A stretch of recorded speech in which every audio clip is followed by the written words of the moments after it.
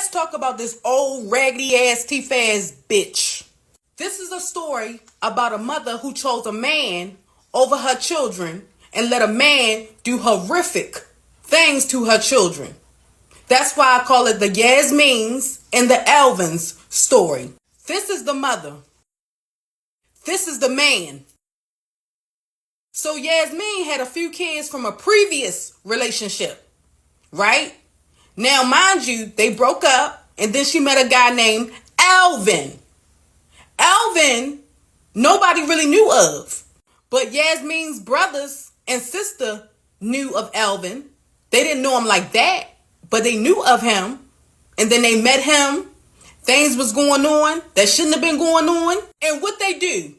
Turn the other cheek like nothing happened. Those poor children. Like, what the fuck? You just gonna sit there and let this man do all this shit to these kids? You know what's going on. You see the injuries on these kids. So, Yasmin and Alvin wound up moving them kids from Maryland to Virginia. That's when things really got worse. And when I say worse, I mean really have gotten worse. Those kids was going through more abuse, being sexually assaulted on a daily basis. I mean sexually assaulted on a daily basis. This man would come inside their room in the middle of the night almost every night. Almost every night to touch them kids. And not to mention, Alvin and Yasmin's son was sharing a name that only them two knew about. Only them two knew about. Mind you, this was a little boy. A little boy. And you know what? The mother knew about all of this. All those times, those kids was being sexually assaulted. They were being abused physically. She knew all about it. And she tried to hide it and hide it and hide it until one of the kids got away.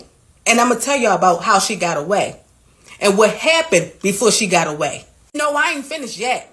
I ain't done yet. I still got a lot more to say. I just got to go to work.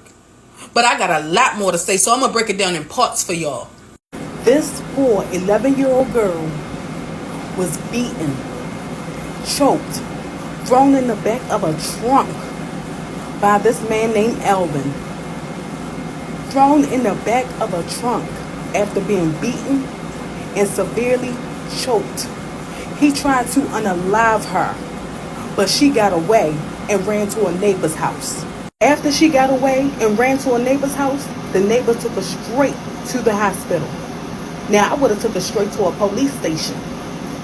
But after she got to the hospital, the doctors revealed that she had a busted eye that was all the way shut, a mouthful of blood, a busted nose, injuries, severe injuries to her body, to her buttocks, and some more shit. They asked her, who did this to you? She said, my mother's boyfriend, Alvin, and my mother allowed this to happen to me and my siblings. We've been going through this before I turned 11. So meaning her siblings are younger than her. She was 11. Just imagine a child going through this way before 11, all the way up to 11, in her siblings that's younger than her. It gets worse, y'all, because the doctor said everything in that report that took place with those children. But they went to the house to go get the mother. The mother tried to cover it up for her boyfriend, Alvin, and said he was outside mowing the lawn. Make it make sense. Then Yasmin's mother tried to cover it up and lie for them at the police station. What in the fuck? Of course they didn't believe her. They even tried to get the youngest child of them all, to lie and say it never happened, when the proof was already there. And then when they knew the mother was lying, they told her they knew she was lying. So she made up this bullshit about how she was so scared of her boyfriend. But she allowed all this shit to happen. It's in part 1, y'all. And come to find out, she was going around saying that she hate her child. She told her own child that she's always hated her. What type of mother is that? Once again, you go around and you tell people that you hate your own child, and then you tell your child that you hate her. What the fuck? When I tell y'all this bitch is sick, she is sick, and so is he. Sick, two sick individuals. They even interviewed some of the family members to see if they can take them, and guess what? None of them was able to take them because they said they wasn't appropriate. The police said they wasn't appropriate to take those children. So all of the children ended up in foster care.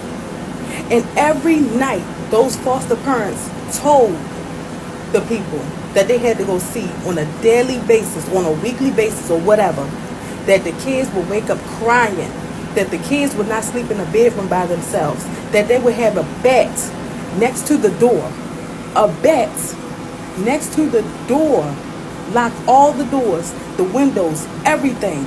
Those children would wake up screaming and crying and urinating on themselves. It was terrible, y'all. Good thing is, he's in jail. But guess what? She's still out here walking around free. Like she ain't did shit.